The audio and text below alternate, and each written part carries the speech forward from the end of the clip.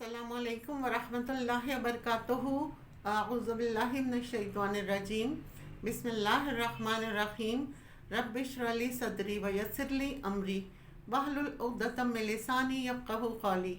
رب زدنی علما وعملا یا مقلب القلوب ثبت قلبی علی دینک۔ آج کا میرا ٹاپک ہے 7 کبیرہ گناہ، یعنی 7 ہلاک کرنے والے گناہوں سے بچو۔ اللہ کے نبی صلی اللہ علیہ وسلم نے فرمایا ہے۔ اب وہ 7 گناہ کون سے ہیں؟ مزید ڈسکس کرنے سے پہلے اس ویڈیو کو لائک کریں، شہناز مقصود چینل کو سبسکرائب کریں اور بیل آئیکن کو ضرور کلک کریں۔ نمبر 1، اللہ کے ساتھ کسی کو شریک نہ کرو۔ جس نے اللہ کے ساتھ شرک کیا، اللہ نے جنت اس پر حرام کر دی۔ اس کا ٹھکانہ جہنم ہے اور اس کا کوئی مددگار نہ ہوگا۔ اللہ کسی کو اس کی مدد کرنے کی اجازت نہ دے گا۔ اللہ ہر گناہ معاف کر سکتا ہے لیکن شرک کو معاف نہیں کرے گا۔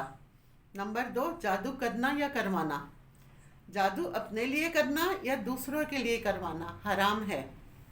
اللہ کے نبی صلی اللہ علیہ وسلم نے فرمایا کہ جادوگر کی سزا یہ ہے کہ اس کی گردن تلوار سے اڑا دی جائے۔ نبی صلی اللہ علیہ وسلم نے فرمایا جو غیبی دعویٰ کرتا ہے یا کاہن یا نجومی ہے یا اس کے پاس جاتا ہے اور اس کی بات کی تصدیق کرتا ہے، وہ مسلمان ہو، نمازی ہو، اللہ اس کی 40 دن تک نماز قبول نہیں کرے گا۔ اس نے محمد صلی اللہ علیہ وسلم کی لائی ہوئی شریعت سے انکار کر دیا۔ نمبر 3، ناحق کسی کو قتل کرنا جو اللہ نے حرام کیا ہے۔ یہ تیسرے نمبر پر گناہ کبیرہ ہے۔ کسی کا خون بہانا، کسی کی جان لینا، چاہے وہ کوئی بھی ہو، اللہ کی نظر میں سب برابر ہیں، کوئی کم یا زیادہ نہیں ہوتا۔ کسی کو غریب یا حقیر سمجھ کر قتل کرنا، وہ دنیا میں تو چھوٹ جائے گا لیکن اللہ کی پکڑ سے نہیں چھوٹ سکتا۔ اور مومن کو اس کے ایمان کی وجہ سے قتل کرنا، یہ بہت بڑا جرم ہے اور گناہ ہے۔ اللہ کے نبی صلی اللہ علیہ وسلم فرماتے ہیں کہ ارشاد باری تعالیٰ ہے، اللہ فرماتے ہیں مجھے اپنے جلال کی قسم، اپنی عزت کی قسم، اگر سارے انسان مل کر ایک سچے مومن کو قتل کر دیں، میں سارے انسانوں کو جہنم میں پھینک دوں۔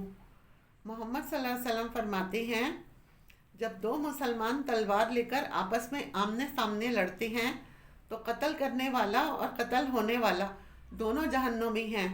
لوگوں نے پوچھا قاتل تو سمجھ میں آتا ہے کہ جہنم میں جائے گا، لیکن مقتول جس کو قتل کیا ہے وہ کیوں جہنم میں جائے گا؟ نبی صلی اللہ علیہ وسلم نے فرمایا اس نے قتل تو نہیں کیا لیکن اس کی خواہش یہ تھی کہ وہ اپنے بھائی کو قتل کرتا، وہ قتل کی نیت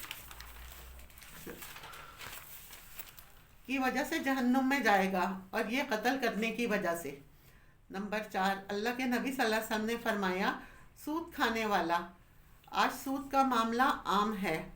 اللہ کے نبی صلی اللہ علیہ وسلم نے فرمایا سود کی 72 شاخیں ہیں، اس میں ادنیٰ شاخ یہ ہے کہ اس نے اپنی ماں سے بدکاری کی۔ نمبر 5، یتیم کا مال کھانا۔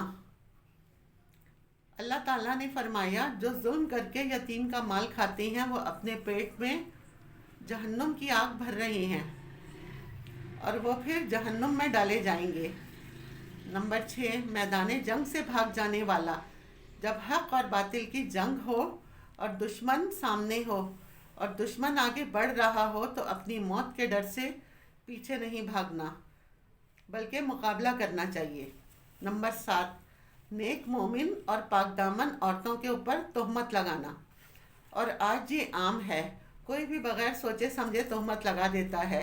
جھوٹی ویڈیوز، جھوٹی تصویریں بنا کر اشاعت کی جاتی ہے، ایک دوسرے کی زندگی تباہ کی جاتی ہے، رشتے برباد ہو جاتے ہیں، پھر گھر والے اس عورت کو گھر سے نکال دیتے ہیں۔ بعض خواتین پر ایسی نوبت آتی ہے کہ حرام موت یعنی خودکشی کرنے پر مجبور ہو جاتی ہیں۔ یاد رکھیں یہ اکبر الکبائر یعنی کبیرہ گناہ ہے، اور کبیرہ گناہ کی معافی نہیں ہے، وہ بغیر توبہ کے معاف نہیں ہوتے۔ اسلام کی روح سے کسی عورت پر شک کرنا کہ اس نے زنا کیا ہے، شک کی بنیاد پر الزام لگانا، یہ حرام ہے۔ اللہ تعالیٰ فرماتے ہیں اگر کوئی یہ دعویٰ کرے کہ اس نے زنا کیا ہے تو الزام لگانے والوں کو 4 گواہ لانے ہوں گے۔ جب تک وہ یہ گواہ نہ لائے تو وہ سچا نہیں ہے، اور وہ 4 گواہ یہ کہیں کہ میں نے اپنی آنکھوں سے یہ دیکھا ہے، تب اس کی بات کی تصدیق کی جائے گی۔ اس معاملے میں اللہ سے ڈرنا چاہیے۔